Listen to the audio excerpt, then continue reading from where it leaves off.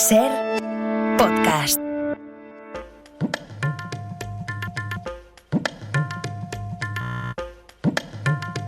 En la cadena Ser.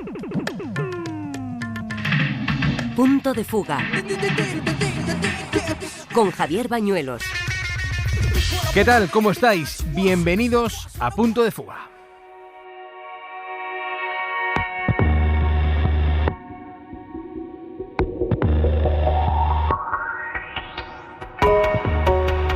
El 14 de noviembre, dos terroristas intentaron sabotear la línea ferroviaria que conecta Varsovia con Ucrania. Una explosión destrozó un tramo de vía cercana a la aldea de Mika. Casi de forma simultánea, otra explosión tumbó las líneas eléctricas de la estación de Golab, también en Polonia. La investigación del servicio secreto polaco, asesorado y ayudado por los países aliados, permitió aclarar que esas tres bombas fueron colocadas supuestamente por Yevgeny Ivanov y Oleksandr Kononov, dos ciudadanos ucranianos que habían llegado desde Bielorrusia. Actuaron a las órdenes del Kremlin. Bueno, este es solo un ejemplo, pero hay más, muchos más. Hoy nos preguntamos por qué Rusia está incrementando su guerra híbrida contra Europa en los últimos meses. ¿Quién está detrás de sus sabotajes? ¿Cómo reclutan a esos agentes en la sombra? Y lo más importante, si la respuesta de los países aliados de la OTAN ante esta amenaza está siendo eficaz. Hoy en Punto de Fuga nos centramos en la guerra fantasma de Putin.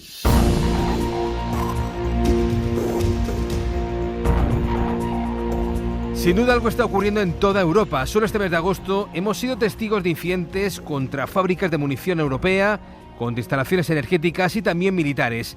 Vamos al detalle. El 7 de agosto los servicios de seguridad polacos detuvieron a un ciudadano reclutado por la inteligencia rusa. Su misión, asesinar en Varsovia a un hombre con doble nacionalidad, estadounidense y ucraniana. Un día antes en Alemania se encontró un dron cargado con explosivos cerca de una pista en el aeropuerto de Leipzig, junto a un avión de carga ucraniano. En Italia, una de las plantas que fabrica munición de artillería de 155 milímetros, una munición vital para Ucrania, sufrió un potente incendio. En este listado tampoco podemos olvidar que el pasado 19 de junio, dos hombres fueron condenados por incendiar una propiedad y un coche del ex primer ministro británico Steinmeier. Los dos autores eran agentes civiles reclutados supuestamente por el gobierno ruso a través de Telegram. Esta es la guerra híbrida de Putin.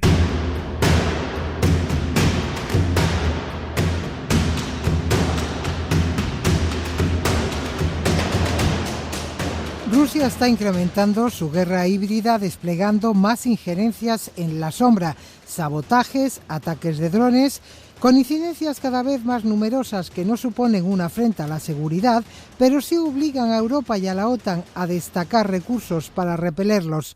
Se han detectado incidentes graves como drones cargados de explosivos en pistas de aeropuertos logísticos clave en Alemania. Manipulativ auch über unser Land zu legen. Interferencias que afectan al tráfico aéreo y también marítimo. Los servicios de inteligencia rusos, como el GRU, externalizan acciones en la sombra, contratando a través de redes sociales y mensajería cifrada a ciudadanos locales, bandas o redes criminales para cometer actos de vandalismo o incendios provocados. El uso de la flota fantasma con petroleros antiguos y barcos opacos que no solo esquivan sanciones económicas, sino que sirven de plataforma logística para sondear defensas y dañar cables submarinos en el mar Báltico y del Norte. Se multiplican los ataques informáticos contra administraciones públicas, contra hospitales, redes de energía, combinados con campañas masivas en redes para influir en procesos electorales europeos.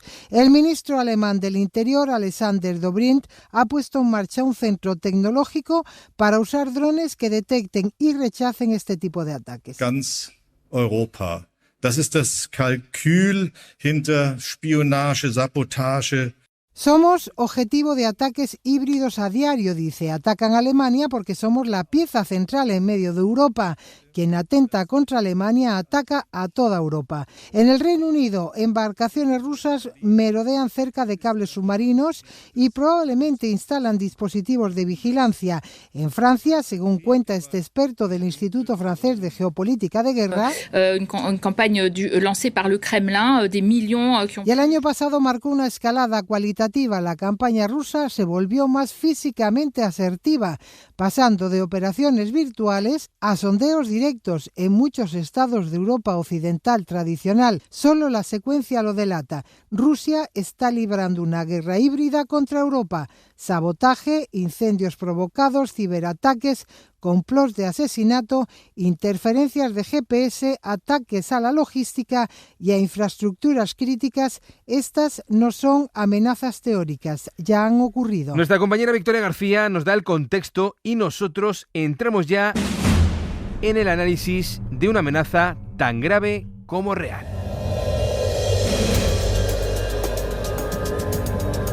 Bueno, los ataques híbridos, por definición, Javier, son de naturaleza muy diversa. Un ataque híbrido puede ser desde una injerencia ciber hasta un show de force, una ostentación de un despliegue militar cercano a una determinada frontera, o una medida diplomática, un bloqueo económico. Por lo tanto, hay un montón de opciones, de posibilidades de que un actor cualquiera, en este caso Rusia, pueda mostrar signos de hostilidad hacia, en nuestro caso, la Unión Europea o la OTAN, como lo queramos personificar, ¿no? El general de brigada, el general retirado Francisco Dacova, da en la clave, la puerta de entrada. Esa es ahora mismo la principal preocupación. Bueno, general, usted conoce bien el terreno, el conflicto, ha sido el director del Instituto de Estudios Estratégicos del Ministerio de Defensa, ha sido también analista en la División de Planes del Estado Mayor. General, le pregunto, los servicios de inteligencia europeos han detectado que desde hace meses Moscú está intensificando sus operaciones de injerencias en suelo europeo. Le pregunto, ¿por qué Rusia está incrementando de esta forma esta guerra híbrida contra Europa? Sí, lo dices bien, esta intensificación de la guerra híbrida o de la conflictividad híbrida, porque como estamos diciendo, esos ataques híbridos venían de antes, ¿no? Vienen ya de largo. Financiación de posturas políticas, de movimientos y partidos políticos afines a Rusia, ¿cómo lo podríamos llamar? Weaponization, o utilizar las inmigraciones, los movimientos migratorios masivos en contra de la Unión Europea. Lo vimos en Bielorrusia como consecuencia de la guerra de Siria. ¿Por qué este repunte en estas últimas fechas? Lo podemos extender ya a varios meses. Pues hoy supimos que una fragata rusa ha estado exhibiéndose ostensiblemente frente a las costas alemanas. Hay numerosas incursiones de aviones de combate rusos en espacio aéreo de países de la Alianza, y quizá lo más popular sea los repetidos incidentes con drones, ¿no? ¿Por qué? Pues probablemente porque la guerra ha transcurrido ya por varias etapas y esta última no está siendo del total agrado, no se está desarrollando como le gustaría al presidente Putin, ¿no? Es evidente que el error de invadir Ucrania ha sido eso, ha sido un gran error. No se ha conseguido el gran objetivo de la invasión, que era doblegar a Ucrania, decapitar al régimen y hacer de Ucrania una nueva Bielorrusia. Ha habido altibajos en estos ya más de 4 años, y lo que estamos viviendo más recientemente es una intensa actividad de Ucrania, incluso en profundidad en el interior del territorio ruso, que está poniendo en dificultades. Es muy difícil valorar cuán graves son esas dificultades, pero evidentemente la población rusa está empezando a sentir también las consecuencias de la guerra en forma, qué ironía, pues por ejemplo, de racionamiento de carburante, ¿no? En el país que nada en una bolsa de hidrocarburos, ¿no? Y entonces, pues ante esa evolución no deseada y preocupante para el régimen y para el presidente Putin, pues parece que este incremento de las hostilidades en el ámbito híbrido en general, no solo en lo ciber, sino también con acciones más cinéticas, pues pueden responder a esta evolución no precisamente positiva de la situación sobre el campo de batalla de Ucrania. Claro, y hablando de fronteras, hay dos países, Armenia y Georgia, que de alguna forma se han convertido, ¿no?, en laboratorios para las estrategias híbridas de Rusia. No sé hasta qué punto la corrupción endémica de estos países, junto a la pobreza y sumado también a la inseguridad, todo esto de alguna forma amplifica, ¿no?, el éxito de estos ataques híbridos.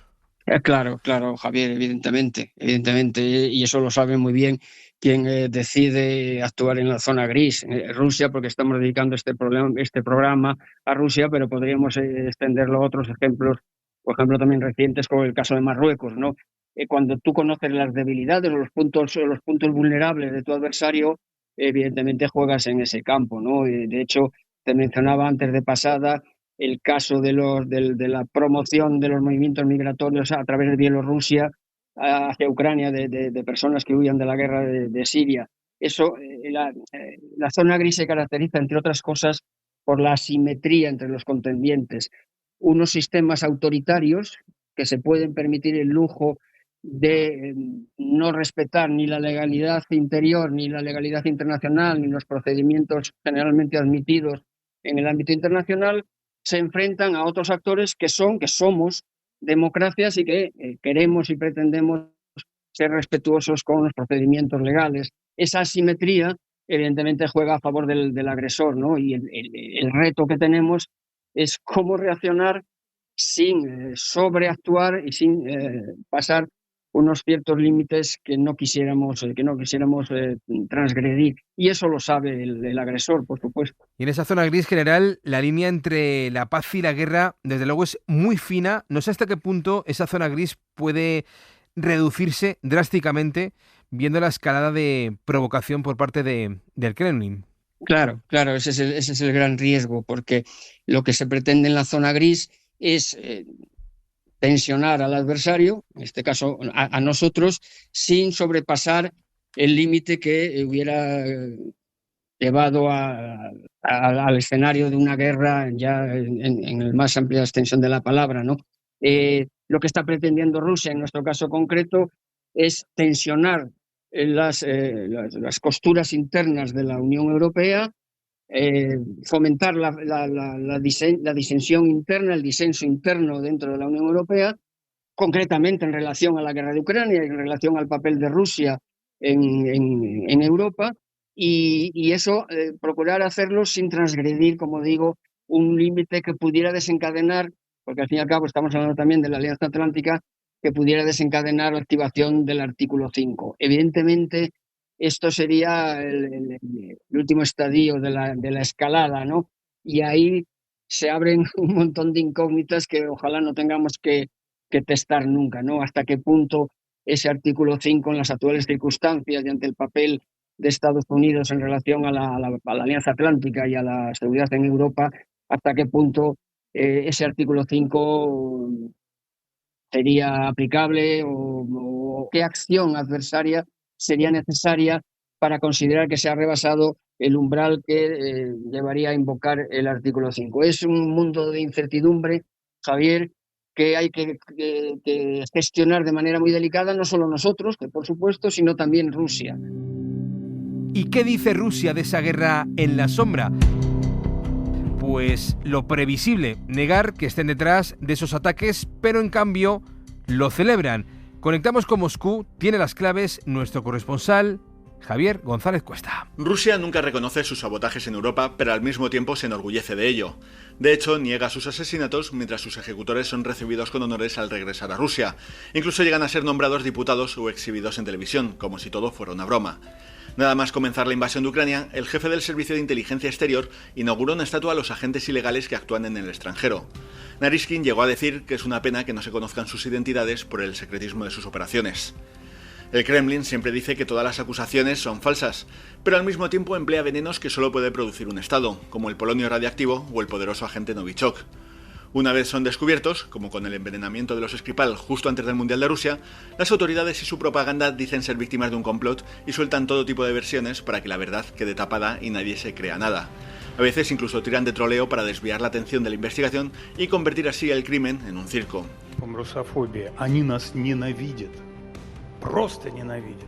No obstante, el manual del Kremlin en sus acciones es siempre el mismo. Niega su autoría, al mismo tiempo que deja pistas para dejar claro que está detrás y mandar así un mensaje a los demás objetivos. Un ejemplo, Moscú siempre negó que fuera un agente suyo, Vadim Krasikov, detenido en Alemania en 2019 por asesinar a un opositor checheno a plena luz del día. Tras intercambiarlo por varios opositores rusos, el portavoz de Putin reconoció que era un agente del FSB, igual que otro matrimonio argentino que ocultó a sus hijos toda su vida que eran espías rusos actuando en Europa. Rusia opera en el extranjero con varias agencias de espionaje. Está en el Servicio de Inteligencia Exterior, el SVER, el Servicio Federal de Seguridad, el FSB, y el Departamento del Ejército, el GRU. Todas ellas acusan a Europa de preparar sabotajes en Rusia, pero hasta ahora nunca ha ocurrido nada de lo que decían, más bien al contrario. Sí han sucedido los cortes de cables submarinos en el Báltico, los ciberataques contra empresas españolas o las incursiones de drones en el este de la OTAN. Según Moscú, estas acusaciones son un síntoma de rusofobia. Esto es curioso porque no pasa un día sin que el Kremlin critique el estilo de vida europeo, y sus propios servicios secretos están convencidos de que libran una guerra eterna contra su odiada Reino Unido, no contra Estados Unidos, como suele pensarse, y no oculta que quieren revancha por la Guerra Fría.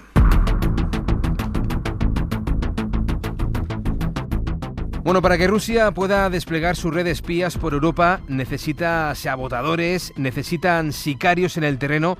¿Quiénes son? ¿Cómo se reclutan? Esa es la pregunta que le hemos lanzado a Juan José Terrero, analista de inteligencia geopolítica. Lo primero que hay que tener en cuenta es que tras el colapso de la Unión Soviética en diciembre del 91, se desactivó y se desmanteló toda esa estructura de inteligencia soviética que había hasta aquel momento, el archiconocido KGB. Pero claro, la inteligencia rusa actual no tiene nada que ver con ese KGB. Se encuentra fragmentada en varios servicios de inteligencia que coordinan las operaciones de espionaje y contrainteligencia llevadas a cabo por un gran número de redes, compuestas por agentes secretos y por informantes entrenados. Los más importantes son el FSB, el GRU y el SVR. El FSB tiene unas funciones muy similares al FBI estadounidense, aspecto de seguridad nacional, espionaje interno, contrainteligencia y control de fronteras.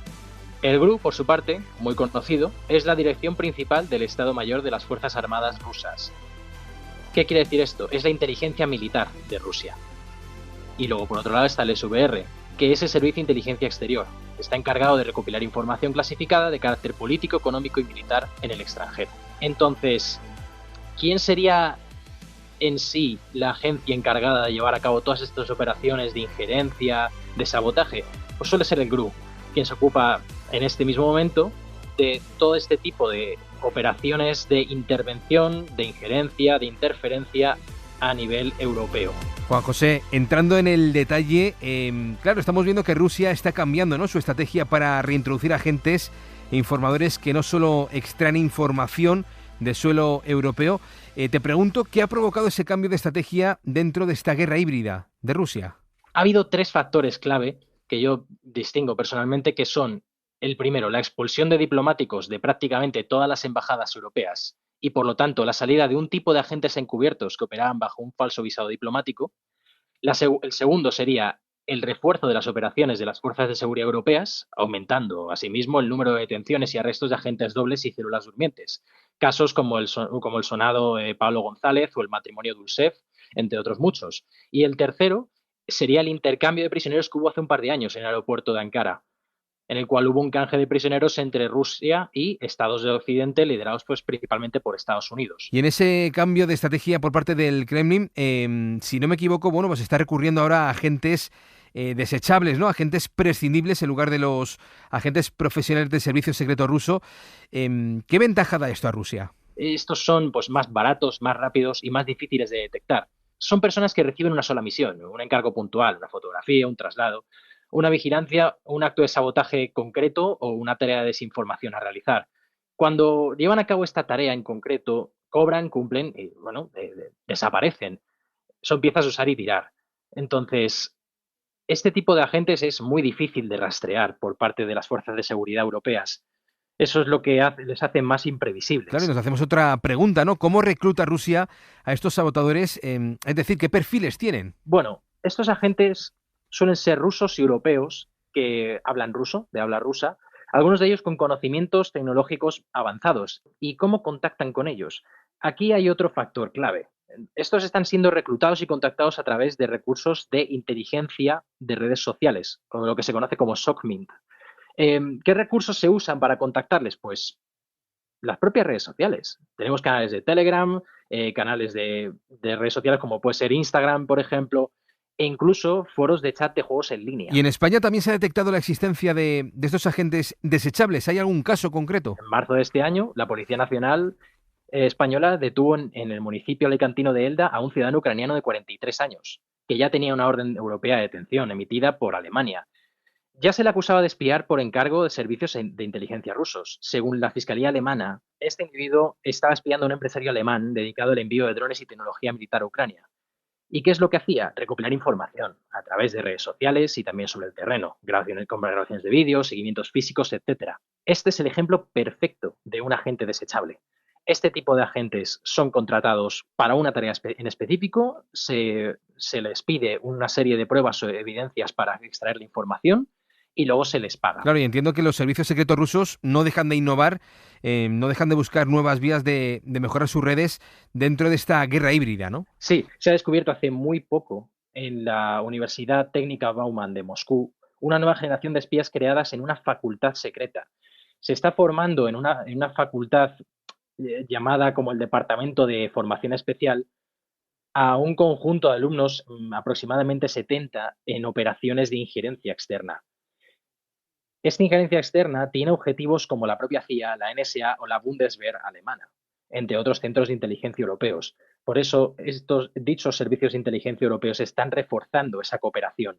Entonces, ya no son solo estos agentes desechables, sino estos nuevos alumnos de la inteligencia rusa, entre los cuales se encuentran antiguos hackers de unidades de ciberataque como la Fancyber, u otra que fue encargada del famoso ciberataque conocido como gusano de arena, de hace unos años. Entonces, ¿qué es lo que estudian este tipo de alumnos?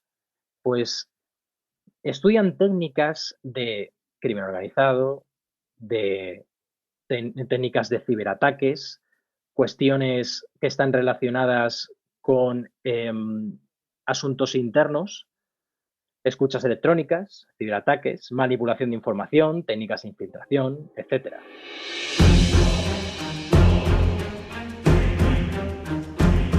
Sin duda, una de las principales vías que utiliza Rusia para realizar esos sabotajes son los drones.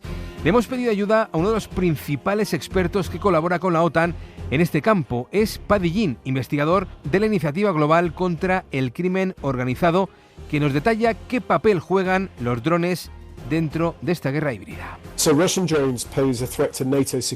Los drones rusos representan una amenaza para la seguridad de la OTAN, no tanto por los casos individuales que vemos en distintos puntos de Europa, sino por lo que revelan sobre las limitaciones de las capacidades antidrones de los países de la alianza. Empecemos por la amenaza. Es multidominio, aéreo, terrestre y marítimo, y está adquiriendo un alto grado de sofisticación tecnológica gracias al desarrollo progresivo y a las rápidas innovaciones derivadas de la guerra entre Rusia y Ucrania. Los drones son cada vez más avanzados, con navegación autónoma, inteligencia artificial, operaciones en enjambre y capacidad de armamento.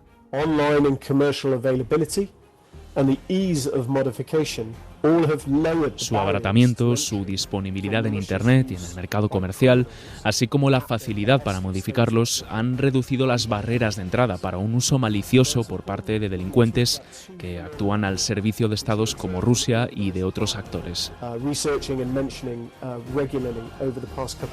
Es importante hablar aquí de dos fenómenos observados en el crimen organizado.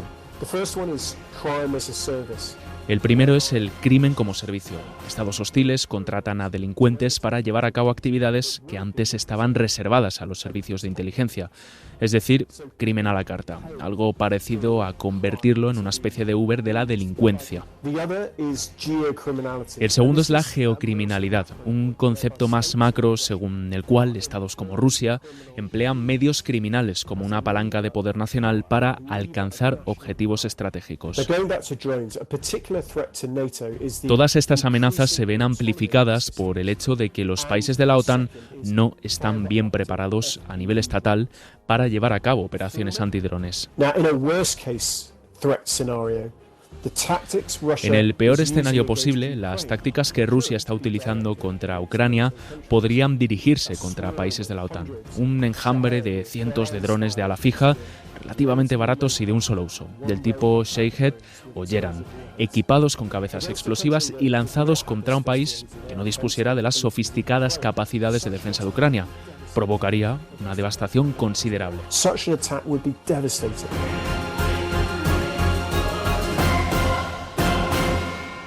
Vuelvo con usted, general. La Unión Europea mantiene sanciones contra Rusia como respuesta a esos ataques híbridos del Kremlin. Los últimos datos oficiales dicen que actualmente hay 80 personas y 20 organizaciones afectadas por estas sanciones. En esas personas, por ejemplo, pues hay presentadores de televisión, también redactores jefe de periódicos controlados por el Estado, gente del mundo de la cultura. Le pregunto, ¿son eficaces estas sanciones? Lo digo porque, claro, vemos que entre las sanciones que propone, ¿no?, y que fija Europa está, por ejemplo, la prohibición de entrada en el territorio de la Unión Europea a estas personas. No sé si eso es realmente muy eficaz para disuadir a Rusia. Bueno, las sanciones son una medida muy delicada porque más allá del daño que le puedan hacer a Rusia, que hay que suponer que alguna consecuencia tendrán, pero también son una prueba de las debilidades internas de la Unión Europea. Creo que llevamos más de 20 rondas de sanciones contra Rusia en todos estos años, y en todas y cada una de ellas ha habido enormes problemas para acordar cada uno de esos paquetes, para introducir excepciones de algunos de los países.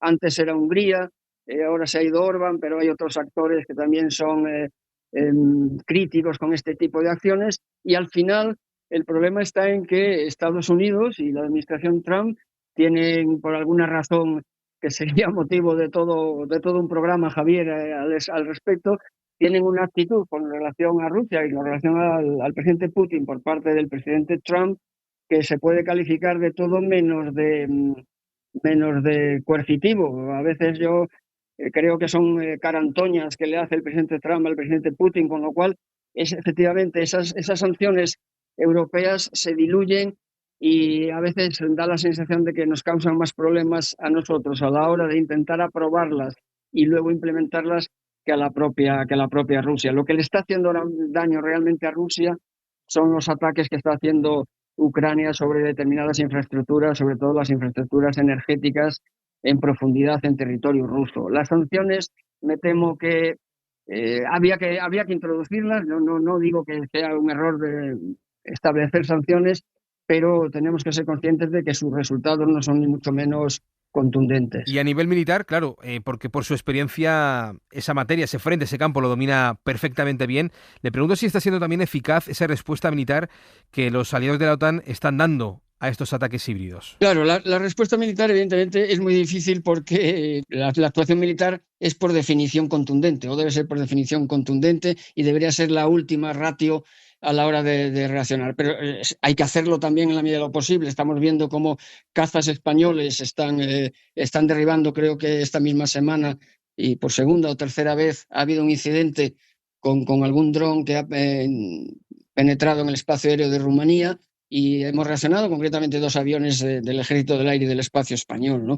Se están intensificando las patrullas de aviones de la Alianza Atlántica en la zona, en el entorno próximo a Kaliningrado, como respuesta, a su vez, a las reiterados vuelos de cazas rusos que de vez en cuando pues también inciden y penetran en el espacio aéreo de alguno de los países de la Alianza Atlántica. Pero más allá de esto, hay poco margen de maniobra porque, evidentemente, y esto lo sabe el agresor y lo sabe Putin. Putin sabe que la OTAN no va a responder a la penetración de un dron con una violación de las fronteras rusas o con un ataque sobre territorio ruso, ¿no? Eso sería impensable, ¿no? Y lo cual nos deja en una situación en la que hay que medir muy bien la respuesta, pero siendo conscientes de que hay que responder, porque lo que no vale ante este tipo de agresiones en este escenario y en otros también de muy reciente y candente actualidad, lo que no vale nunca es la inacción o ceder al chantaje, ¿no?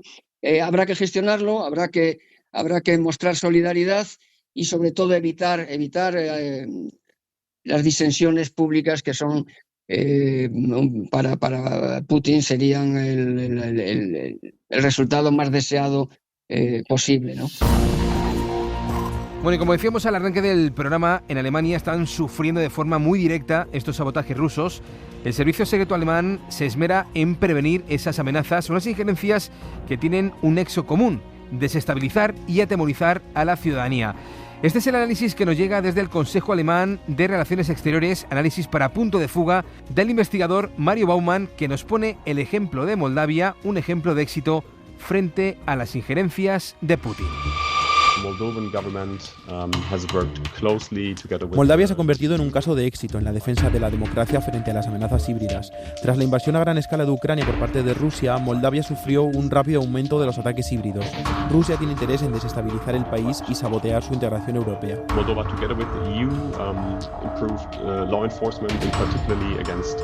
Para defenderse, el gobierno moldavo puso en marcha un instrumento clave: la misión de asociación de la Unión Europea en Moldavia.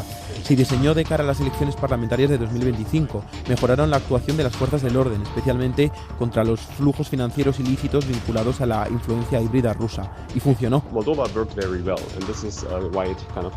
El modelo moldavo ha funcionado bastante bien. Se ha convertido en un caso de éxito y ofrece sin duda mucha inspiración, especialmente para la relación de la Unión Europea con terceros países. Bueno, y hay algo más. Si algo ha demostrado Rusia es que no solo despliega sus redes para sabotear, son capaces también de asesinar. En el caso Skripal, el intento de asesinato sobre el exoficial de inteligencia militar ruso y agente doble del MI6 británico, y en el intento de asesinato del director ejecutivo de Rheinmetall, hemos visto que Rusia tampoco descarta los asesinatos. El problema de estos ataques es que normalmente se producen en la sombra y resulta muy difícil atribuirlos de forma inequívoca a un agresor concreto.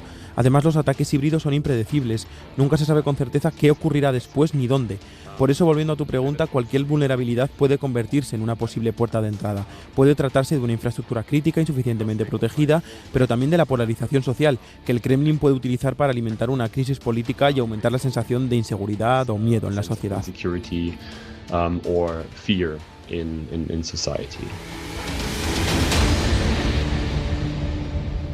Pues general Francisco Dacova, exdirector del Instituto de Estudios Estratégicos, gracias por acompañarnos y por darnos de verdad una visión tan interesante de esta delicada guerra híbrida. Ha sido un placer. Adiós, un abrazo. Muchas gracias a vosotros, Javier, un saludo.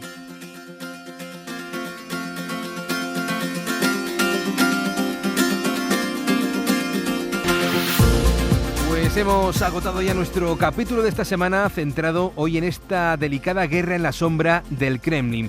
Punto de Fuga regresa la próxima semana con más historias. Hasta entonces ya sabéis que podéis encontrar todos nuestros programas en Ser Podcast y también en X. Somos @puntodefuga. Hasta la semana que viene. Adiós.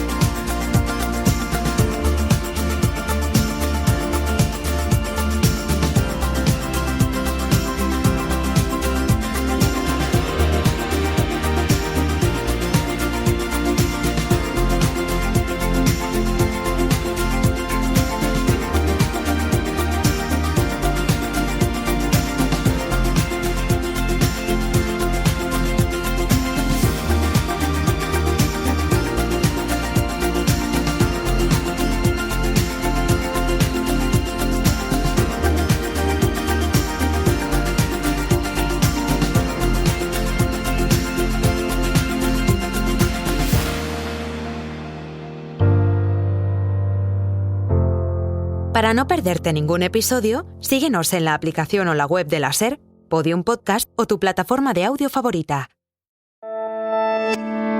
Cadena SER. La radio.